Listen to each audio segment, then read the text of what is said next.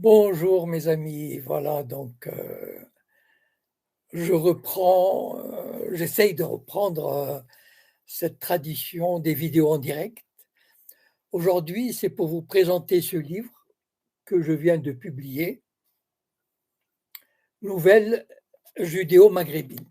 Bon, il y a 7 nouvelles. Aujourd'hui, je veux vous parler de la première nouvelle. Voilà.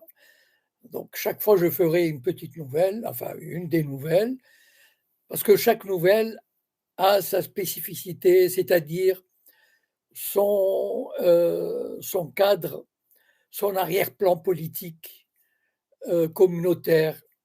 En général, j'écris des, des romances ou disons des histoires romancées, mais qui ont un contenu politique.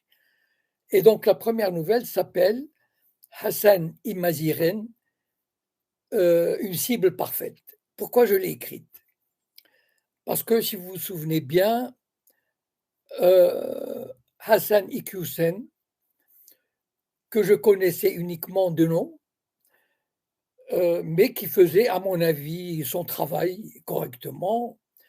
C'était un homme né en France, que son père n'a pas voulu naturaliser, donc né en France, marié en France, avec des enfants français, avec des petits-enfants français, et qui, à l'âge peut-être, je sais pas, il a 55, 60 ans peut-être, il a été déporté de France. Je dis bien déporté. Parce qu'en fait, on lui a sorti des allégations comme quoi il aurait fait des déclarations il y a 10 ans, il y a 15 ans, qui n'entraient pas dans la doxa officielle sur la liberté de la femme. Voilà.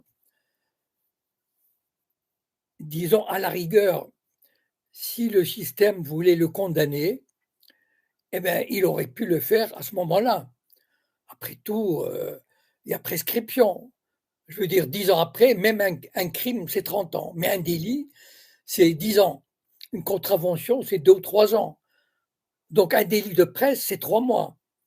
Alors, si on avait voulu le condamner pour des propos, eh ben, on aurait fait un procès. Mais en fait, quel est le but de la déportation de Hassan Iqiyoussen? Donc, j'ai imaginé une histoire. J'ai imaginé un type qui s'appelle Hassan Imazigen, évidemment, qui rappelle étrangement, de par le nom, la consonance, l'histoire de Hassan Iqiyoussen. Et ce type, il est jeune, il n'a même pas 30 ans, il est tranquille, il est chez lui dans une banlieue. Seulement, c'est quelqu'un qui ne fait même pas de militantisme politique ou idéologique. Il est juste, il a une certaine aura auprès des jeunes. Donc, une espèce d'intellectuel retiré comme ça chez lui, qui ne fait pas de bruit, qui ne fait pas de vagues.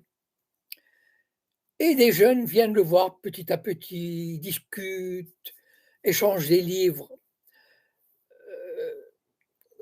se connaissent, se disent bon, comment on peut s'améliorer, s'organiser, etc. Et ça vient aux oreilles de certains services judéo-sionistes. Vous savez, par exemple, pour ceux qui ont lu le Printemps des Sayanim, j'ai beaucoup parlé de l'Union des étudiants juifs de France, qui est une organisation étudiante, mais en fait, c'est un instrument au service du Mossad, c'est-à-dire des Sayanim, qui traque les ennemis d'Israël. Et donc, les ennemis d'Israël au sens large, ou les ennemis du sionisme au sens large, ce sont les musulmans qui lèvent la tête, qui résistent, qui revendiquent. Or, la politique du lobby judéo-sioniste en France depuis les années 80, et c'est pour ça qu'il a créé SOS Racisme, qui est à sa botte, qui est à sa disposition, qui est une filiale de l'UEJF, c'est justement de maintenir les Maghrébins dans une espèce de mainmise, de soumission. Il ne faut pas qu'il relève la tête, il faut qu'il rase les murs. Voilà, c'est ça la politique, leur politique. Et donc, c'est en parallèle avec la déportation de Hassan Iqiyoussen, on va chercher Noise, on va se dire, l'UEJF ça c'est enfin, c'est vrai, ils ont des cellules de veille, c'est-à-dire ils ont des étudiants volontaires qui passent 2 heures, 4 heures, 6 heures par jour. En fait, c'est un service qui fonctionne quasiment 24 heures sur 24 et qui surveille les Maghrébins, les musulmans, les imams, etc., qui dévieraient, qui oseraient relever la tête.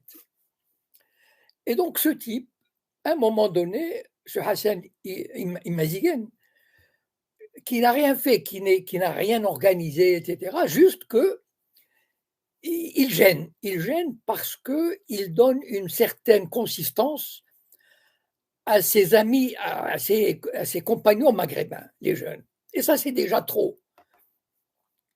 Donc, on lance la chasse à ce Hassan Imazighen. Et donc, je décris une salle où il y a des étudiants qui surveillent. On leur a dit, voilà, vous regardez, qu'est-ce qu'on peut faire, qu'est-ce qu'il y a, qu'est-ce qu'on peut trouver sur lui. Voilà. Donc, ils cherchent, ils ne trouvent pas grand-chose parce que c'est un type qui ne fait aucune déclaration, qui n'est pas organisé. Puis finalement, ils trouvent quelque chose. Voilà. Ils trouvent comment dire, une berceuse. Parce que le type, il est d'origine berbère marocaine. Bon. Et donc, la machine répressive va se mettre en marche. Bon, évidemment, je ne vais pas vous dévoiler l'histoire parce qu'il y a un petit suspense. En fait, mon but était, en écrivant cette nouvelle, de dire comment le service judéo-sioniste travaille à l'écrasement de toute contestation maghrébine. Voilà. Et donc, c'est un exemple que j'ai pris. Et donc, finalement, il y a un étudiant de l'UEJF qui est plus ou moins un petit peu libéral, etc., mais qui va trouver quelque chose. Et donc, la machine à réprimer va se mettre en marche. Donc, en fait, mon but, c'est de montrer comment fonctionne cette machine de répression, avec quelle complicité, au service de qui. Voilà. Donc, la première nouvelle, c'est Hassan Imazighen, une cible parfaite, tirée du recueil de nouvelles judéo-maghrébines, aux éditions L'Harmattan. Je vous montre encore une fois la couverture. Et la prochaine fois, je vous parlerai de la nouvelle suivante. Merci beaucoup, bonne journée et bon week-end.